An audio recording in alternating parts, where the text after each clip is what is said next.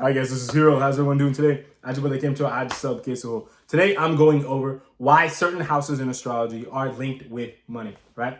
We all know that certain houses are linked with money in astrology, right? I could even argue that you can make an argument that any house in astrology is linked with money, right? We all know that certain houses are linked with money more than others, right? So in this video, I'm going to be going over the reasons of why that is, kind of like the backbone, right? Because I haven't really seen this presented too well. Okay, so I decided it's time to bust out the whiteboard. I apologize in advance for the lighting and angle. This is my first time recording with the whiteboard in a while and in this specific location. Okay, but now I'll start off with the 10th, the 11th house, right? Because when people think of money in Jyotish, they jump to these two houses, right? The 10th and the 11th, right? You look at what I've written here.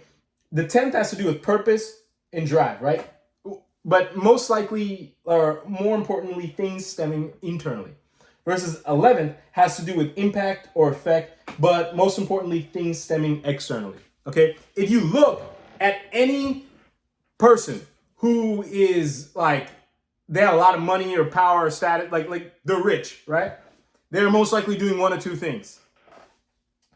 They are serving some kind of need or desire in the community, or they're doing something that is really, really, important to them, right? And this makes sense, right? When you think of somebody who has a lot of money, you think of like, CEOs or something, whether they're big, multinational CEOs or just, business owners in your community that, maybe a lot of people in your community know, right? They're serving some need, right? And they're making the money, okay? So this makes sense why the 11th house, and I have these stars here, right? These stars basically indicate the house's ability to give you sustainable money independently.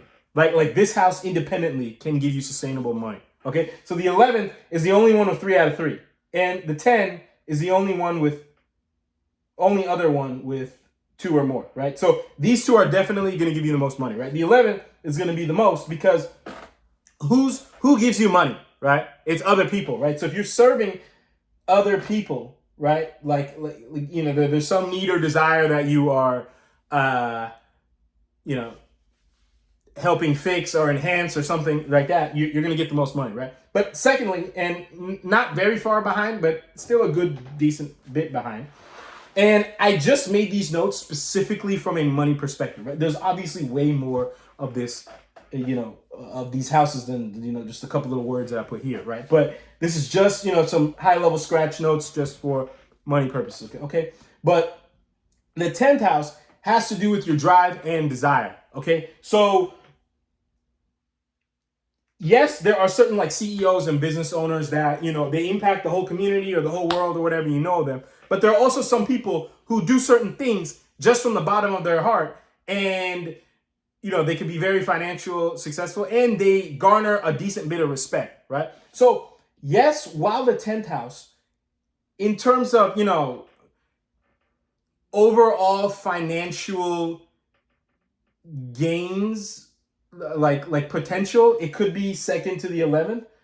Don't think overall it's second to the 11th, right? Each house has a purpose. In the 10th, while it can't on paper, in theory, give as much as the 11th, although I've seen some people, I think the richest 2 people I know had a 10th house dasha and the 11th house was not involved at all. But I'll get into that in a second. But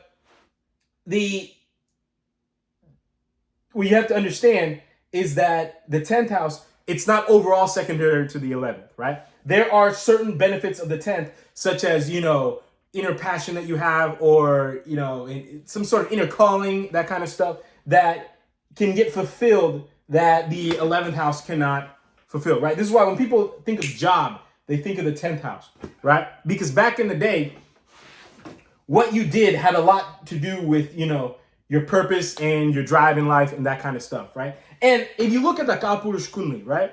The 10th and the 11th are both owned by Saturn, right? Saturn owns Capricorn and Aquarius, right? They both kind of feed off of each other. And if you looked at some of my other videos, specifically like my Baba chart video or my all astrology houses made video, you know that there is a flow amongst the houses and signs. But in this video, I'll just talk about the houses. There is a flow amongst the houses, right? Like, it's not just, there's a bunch of stuff here and a bunch of stuff here. No, right? There's a reason why this is in order, right? Like from a sign perspective, what you learn in Sagittarius affects what you're disciplined at, and what you're disciplined at affects what you end up, doing, and etc. Right? There's a lot of, or the people you hang out with determines what you become intuitive about. What you become intuitive about affects what you learn, and vice versa. Right? There's all sorts of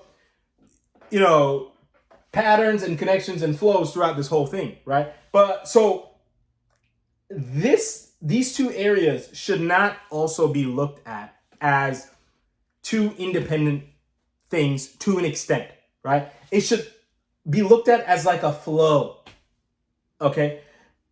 The 11th house is kind of a buildup of the 10th to an extent, right? So without the 10th, the 11th house won't be as powerful, right? So you just have to keep this in mind, right? Now, the next question is, okay, before I get into the rest of the stuff, what is, possibly some careers like in the 10th or versus the 11th or stuff like that, right? Okay, every single career can be very, subjective to each individual person. Similarly,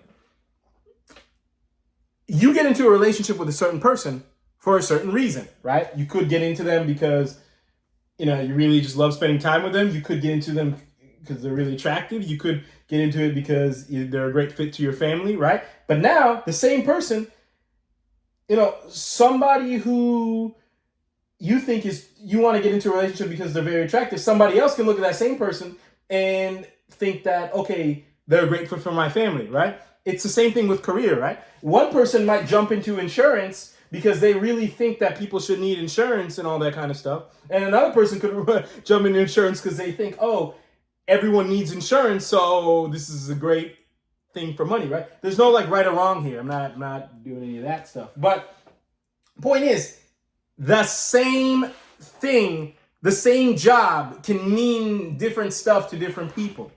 Okay? So just remember that. I'll try to expand more on that point throughout the video, but that's like key, okay? If you want to see what careers are associated with each of the houses, you can just Google it or YouTube it, right? There's like a million videos on this kind of stuff. But just remember, it's not like, oh, only this career is like mainly with this house, right? Like that career for 100 different people there could be a different house for all those people, right? But you have to understand that, there's probably a correlation, like, a certain career is associated with a certain house, and that's true for a higher percentage of people, right? So you have to look into that, right? But this is the reasons of why something like that could exist. So I'll leave it up to you guys to kind of figure that out, right? But now I'm already at 8 minutes, so I need to move on here. Next, okay, so let's go over the rest of the Artha houses, right, real quick, okay? I have a feeling it's gonna be a long video. The second house is anything that governs actual wealth, stability, or physical money, right? So the second house, it's the first Artha house, right? It governs, the second house governs stability in general, right? So it will make sure that, not make sure, but it kind of governs that, you have enough money to kind of survive, that kind of thing, okay? The sixth house, right? Think of, Mercury or Virgo, right? It has a lot to do with hard work, smart work, etc., right? We know that whenever we, work hard or work smart or something like that, we have the potential to gain more money. I would probably, after these two houses, these two, the second and the sixth, are great runner-ups for which house can give you the most money, right? And also time the fifth house in a second, but they're the only other houses with just one star, okay? And the reason why is because these three independently can give you money, right? Actually, the second house actually makes sure you're stable. The sixth house makes sure, you're making good decisions and, you're working hard, and everything that kind of Mercury, represents to an extent. It's not exact 1-to-1, the six houses, the six sign, but there's going to be a lot of parallels in this video, right? To kind of just clear up some, or just add a layer of, information here. And then the fifth house, right? The fifth house is opposite of the 11th, right? Your fifth house is it's one of the trine houses, right? And it's opposite of the 11th, right? In turn, you just doing two and, just putting two and two together, you have to understand that, just from those couple sentences alone, that this should be able to give you money, right? If you look, the 2, 5, 8, and 11, they form their own kendra, right? And I'll get into 8 in a second, but 2 and 11, like I've already discussed those, right? And then I'll discuss that in a second. But you want to make sure you correlate certain patterns, right? Like each house belongs to a certain kendra and it belongs to a certain trine, right? You want to make sure you understand the reasons of why it belongs to that group of trines and why it belongs to that group of kendra houses, right? There's 3 groups of kendras and there's 4 groups of trines in this whole system, okay? Now, moving on though, the fifth has a lot to do with your intelligence, right? It is, the fifth house has a lot to do with, past life and things like that. It can make sure that, before you work hard and work smart, this is the base, right? Similar to how, with any house, the house before is the foundation, okay? Before you can do any of these properly, you have to be able to do the one before, okay? So that's why Saturn is so karmic in a sense, because it owns 2 back to back, okay? But so it really governs like a very big chunk of area here. And the end of the zodiac is a very karmic spiritual section. But anyways, the fifth house, right? So the fifth house, in order to work hard or work smart, you need a foundation of certain intelligence or certain wisdom or things like that in order to do this. But also, it directly feeds on your ability to make an impact, right? So it's really important in that sense, okay? So I'm trying to remember. I did 10, 11, 2, 5, 6. I will go over number 8 now, okay? Number 8. And after this, I'll kind of be a little bit more general with the rest. So this video is not, hours long here. But I can keep going all day. But the 8th house has to do with sudden shifts, right? Now, you notice there's no star here, right? But there is a plus, right? The plus basically means that it has the ability to give you stuff, but not,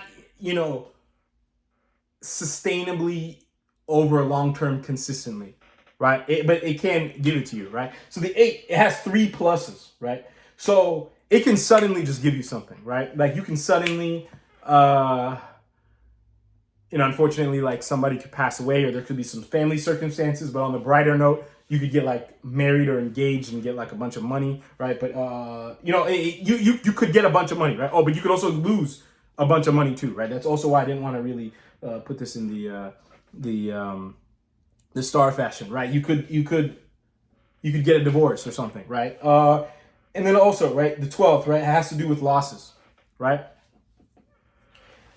You can only incur losses if you've made certain gains, okay? So the 12th house has the ability to take stuff away, okay? And just keep that in mind, right? Other houses, they have to do with your finances too.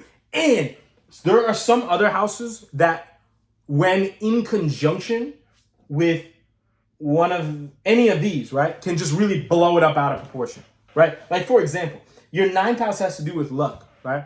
Independently, it might not give like that much money, right? But like if you put the 9th house and you combine it with the 10th or the 11th somehow, it can really just take it to a whole new level, okay?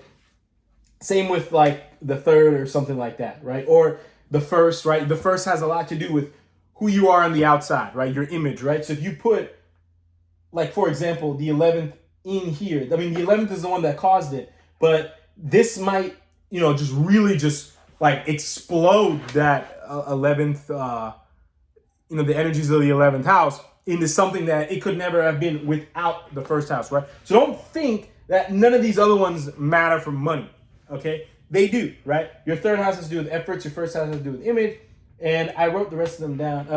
Your fourth house has to do with comforts. Your seventh house has to do with others, right? Like I said, other people, these three make a trine, right? So others, like at the end of the day, other people are the ones that give you money, right? But you could work with other people to give you money. If you're making an impact, most likely you have to work with other people, right?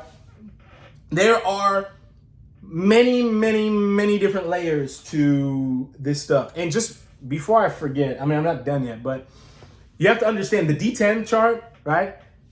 What does your 10th house have to do with? It has to do with your purpose, drive, your internal purpose, right? It's a very spiritual chart.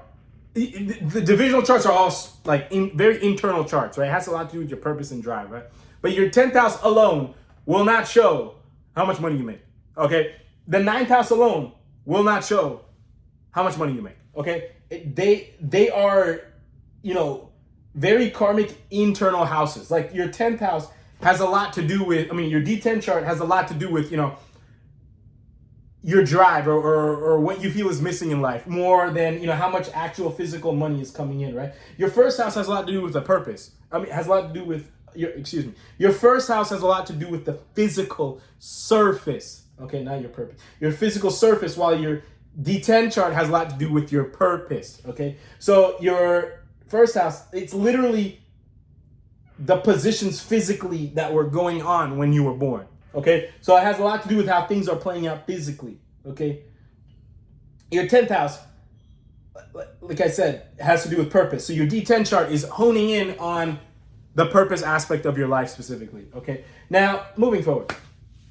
So yeah, you want to keep that in mind, right? That certain house combinations, especially like 9 and 11 or 1 and 11, or even 1 and 10 or 3 and 11, there's all kinds of things, right? But they can blow up the energies of certain other houses big time, okay? But that doesn't mean that they can give you something themselves. It's not like, oh, I run a 9, something, I have let's just say sun rules your third house and it's in the 9th house, and all of a sudden I should expect money because my other friend, he was running, Dasha of a planet in the 9th house and he got all this money, right? It doesn't work that way, right? You have to make sure to an extent, let's just make this general. There's obviously exceptions and things like that. One of these star planets are involved for it to just give you consistent like large quantities of money, okay? And the other plus ones can give or take money, but probably not too consistently. Actually, you could have consistent losses with the 12th, but let's kind of keep that separate because it's hard to make any gains with the 12th. But like the 8th house, or actually mainly the 8th house, you could get money from this also, like the 8th in the 9th or something like that. You can get really lucky with something or whatever, but you can't make money just from that by itself to consistently. Okay, so I think that's pretty much it. Probably, maybe might make some like a follow-up video on some of this stuff, but at a general gist, right? This is how it works. Okay? Don't, you can look at, other videos to see like certain, combinations or things like that, or certain yogas formed or whatever, right? And those are great, but, try to understand why things are the way they are. Once you understand things, it's like with people, right? Like, if you understand each individual person that you meet, you can kind of understand how different groups of people may or may not, interact with each other or things like that. And, that could be, very resourceful for running your own company or whatever, right? Or determining what other people would like or things like that, right? This is a very important skill. So you want to use that same logic But with these, right, you want to understand each house as almost like its own entity, okay? And they're in a set order, and each planet as its own entity, and kind of go from there, right? Don't just kind of blindly, memorize things and expect to understand things. You won't. You just have 100 things memorized. You're not gonna understand anything that happens at all, right? And all right, you know what? I think I'm done. I'm at 20 minutes. This is getting long enough. I can keep rambling on and on, but just remember also one thing, that insurance example that I gave, I was going to keep going on that. But just remember, like, any career, depending on how that career, what that career means to you and that kind of stuff, it can kind of fall into any of these boxes. But there are certain careers more than others that stereotypically fall into certain boxes. Like, for example, the 5th house or the 11th house, like, it falls a lot into stock trading, right? But stock trading could fall into 10th, right? If you are like the stock guru, right? Or like the crypto guru or something like that. Like, it's just your thing to really understand the in and outs, right? And how the market works and things like that. It could be, like a 10th house thing or something, right? Or it could even fall into 6th, right? If depending on, your relationship with how you view that career and things like that. Okay. But just keep that in mind. I'm going to conclude the video. If you have any questions or comments, as usual, you can feel free to let me know. And until next time, I will talk to everyone later. Thank you all very, very much for watching.